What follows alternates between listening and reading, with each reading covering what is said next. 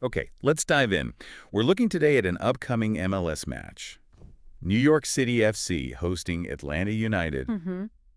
Forget the hype, forget the usual narratives. Our mission here is to cut through all that. Yeah. We want to see what the raw data, the probabilities, and maybe the expected value calculations suggest, what the source material tells us about potential outcome. Exactly. And we've got a really interesting set of info for this deep dive. The core of it, it's analyzing recent season performance data. We're talking footy stats for the 2025 season. Right. And looking at head-to-head history between these two clubs. Okay. And then critically comparing all of that against the current market odds, specifically Bet365 odds reported by sportsgambler.com on June 12th. Got it. So really understanding the story the numbers are telling us. That's the goal.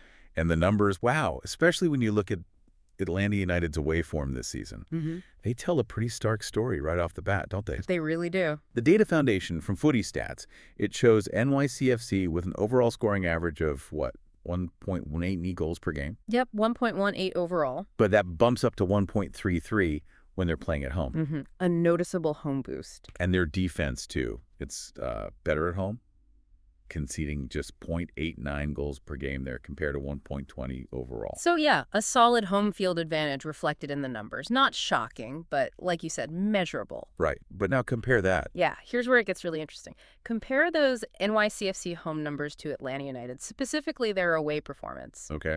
Atlanta's overall scoring is, well, it's decent 1.24, pretty similar to NYCFC's overall, actually. Right. But when they travel, it collapses. Just 0.57 goals per game away from home. Shocking, really. Wow, 0.57. That's barely over half a goal. And it gets worse. Their away defense, they concede a massive 2.14 goals per game on the road, way higher than their overall 1.76 conceded average. So it's not just a small dip then. No, not at all. Atlanta's attack seems to, practically vanish, and their defense just kind of crumbles when they're the away team. It's stark. That 0.57 away scoring average for Atlanta really jumps out. Okay, let's dig a bit deeper on the defensive side because that seems crucial here. Definitely. NYCFC's failed to score rate, FTS, is 35% overall, but that drops to 22% at home. So they usually score at home. Mm-hmm. And their clean sheet rate, keeping the other team scoreless, 35% overall, and a pretty respectable 33% at home. Okay, now let's look at those same metrics for Atlanta, but only their away games in the source data. Right. Their fail to score rate away from home, a staggering 57%. 57%. Yeah, they failed to score in well over half of their away matches. And their clean sheet rate on the road. A flat 0.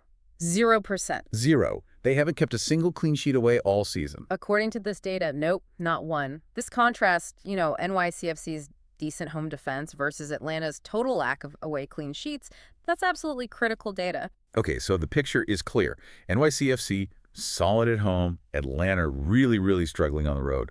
Offense and defense. Pretty much, yeah. But I know what some people might think. What about head-to-head?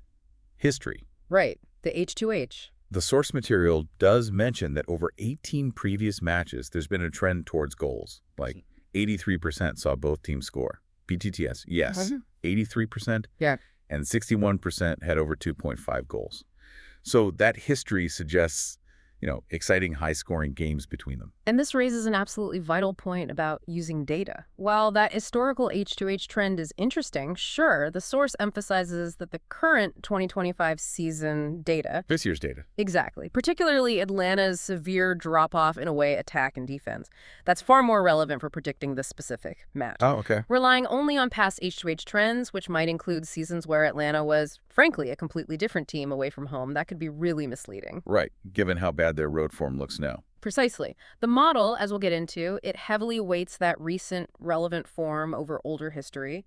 Okay, so if we can't just bank on past matchups, how do we actually use all this current season data, the goal averages, FTS rates, clean sheets, the home-away splits, to get actual probabilities for this game? Yeah, so this is where statistical modeling comes in. The sources mention using a Poisson model. Poisson, okay. Yeah, it's a common tool, pretty effective actually, for predicting the likelihood of, Well, discrete events happening in a fixed interval. Like goals in a 90-minute football match. Exactly, like goals in a match. Think of it as estimating how many times something like a goal is likely to happen based on its average rate, but knowing the actual number will vary. Okay, so it uses those scoring and conceding averages we talked about, but adjusts them.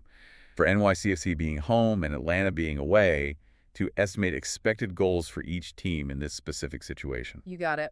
Based on those adjusted rates, the model calculates an expected goals value, often called lambda, or OO, for each team. Right. For this match, adjusting for that home-away stuff we saw, the model estimates NYCFC's lambda at roughly 1.74. Okay, 1.74 expected goals for NYCFC. And Atlanta United's expected goals, their lambda, is estimated around 0.73. Ooh, 0.73, less than 1. Yeah. Now, these aren't predictions of the exact score, right? They're the average number of goals we'd expect each team to score if this exact matchup with these stats happened thousands and thousands of times. Got it. Average expectation. Yeah. And then running simulations based on those expected goals gives us the probabilities for different outcomes. Exactly. So according to the source, running, 100,000 simulations? Yep, 100K runs based on those lambdas. The probability of a NYCFC win comes out at 61.4%. Pretty high, 61.4. A draw is predicted at 23.2%. And an Atlanta win probability is way down at just 15.3%. Yeah, that really reflects the statistical edge, right? NYCFC's solid home record versus Atlanta's, well, terrible away record this season. 0 away wins according to the source. Makes sense. What about total goals? Okay. Over 2.5 goals is predicted at 44.7%. Meaning under 2.5 goals is? 55.3%, 55.3%. So the model slightly favors the under. And both teams to score. BTTS. Yes, is 42.6%, and no is 57.4%. So again, leaning towards there. Consistent with Atlanta's low expected goals, yeah. And the source highlights one specific scenario.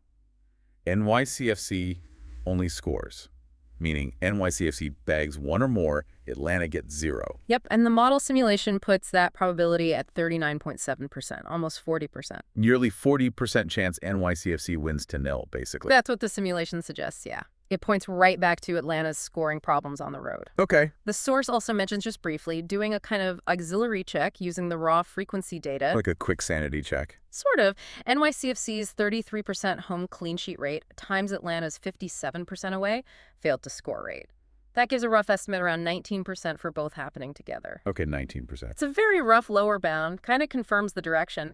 But the Poisson model's probabilities, they account for goal distributions more complexly. Those are the main estimates. Right. The 39.7% for NYCFC only scores from the Poisson model is the key figure there. Exactly. All right, now we have the model's probabilities. How do we actually use that against what the betting market is saying? This is where expected value, or EV, comes in. Yep, EV. The source compares these model probabilities to the odds from Bet365, specifically from June 12th. Okay, so explain expected value again. How does that work? Expected value, it basically quantifies the potential profitability of an outcome, comparing your estimated probability to the bookmaker's implied probability. Implied probability. That's just the odds turned into a percentage. Right, just 1 divided by the decimal odds.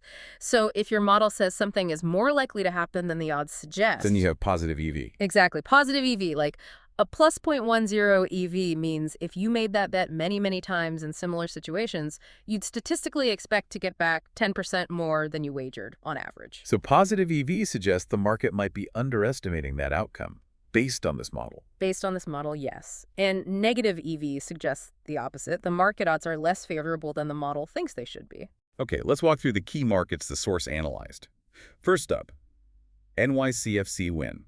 Market odds were 1.847. Right. Those odds imply a probability of about 54.1% for a NYCFC win. Okay, 54.1%. But our model estimated a 61.4% chance. Ah, so the model's probability is higher. It is. And that difference gives you a positive expected value calculated at plus 0.13. 13% positive EV. Yeah. And that positive EV comes directly from that statistical advantage. We saw NYCFC, decent at home, Atlanta really poor away, 0 away wins. The model reflects that strongly. Makes sense.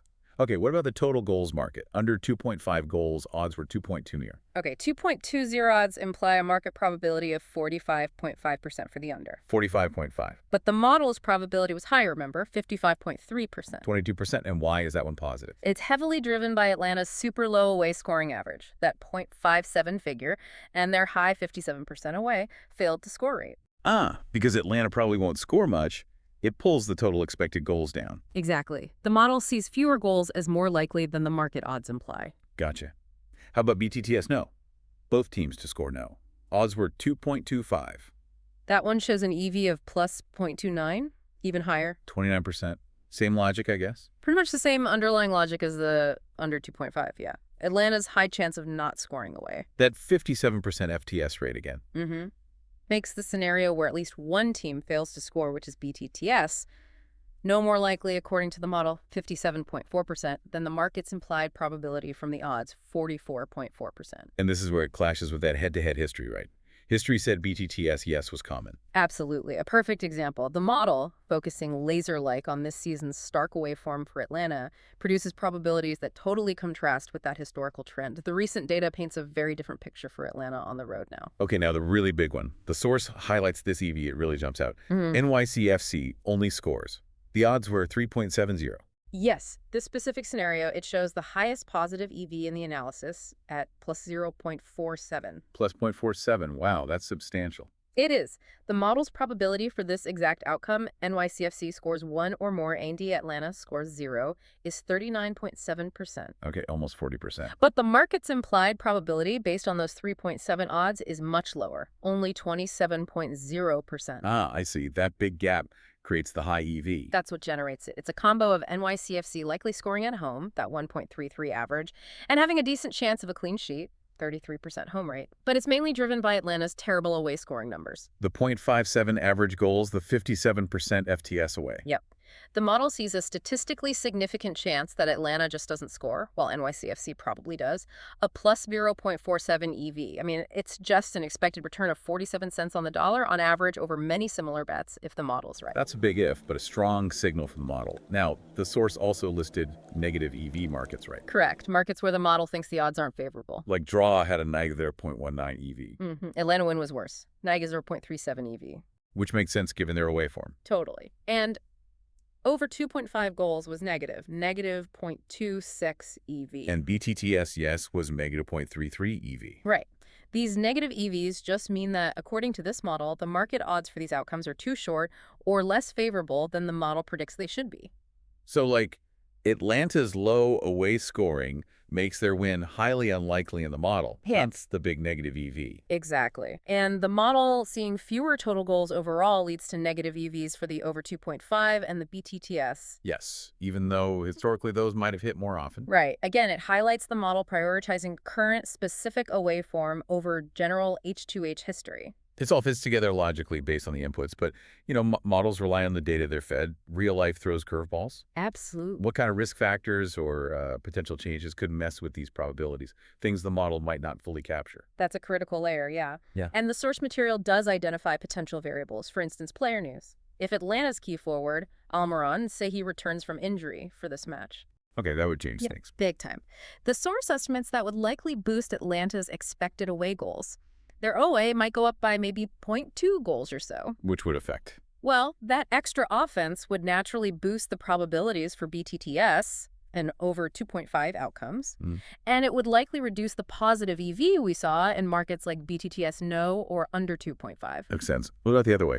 Absences for NYCFC, like their keeper. Yeah, the source considers that too. If NYCFC's keeper, Freeze, were out, that's also estimated to potentially increase Atlanta's expected away goals, maybe by a similar amount, away plus 0.2 perhaps. So weakening the defense. Right, which would probably decrease the EV for outcomes that rely on Atlanta not scoring, like the NYCFC win or especially that NYCFC only scores scenario. Much of a drop. The source ballparked it could drop the EV for those markets by maybe 5 to 8 percentage points, something like that. Significant. Okay, and external stuff, like, I don't know, the weather. Yeah, the source mentions that too, say heavy rain, maybe a waterlogged pitch. That could potentially decrease the total expected goals in the match. Lower scoring overall. Right. The overall lambda total might drop by about zero point 0.1, which would slightly favor the under EV and hurt the over EV.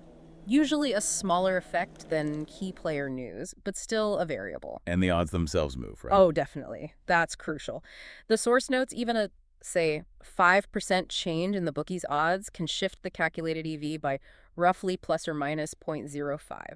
So that EV calculation is really tied to that specific moment, June 12th. Exactly. The odds you see now might be different, which would change the EV calculation. Timing matters. Okay, let's try and pull all these threads together then. What are the main statistical takeaways from this deep dive into the NYCFC versus Atlanta United data?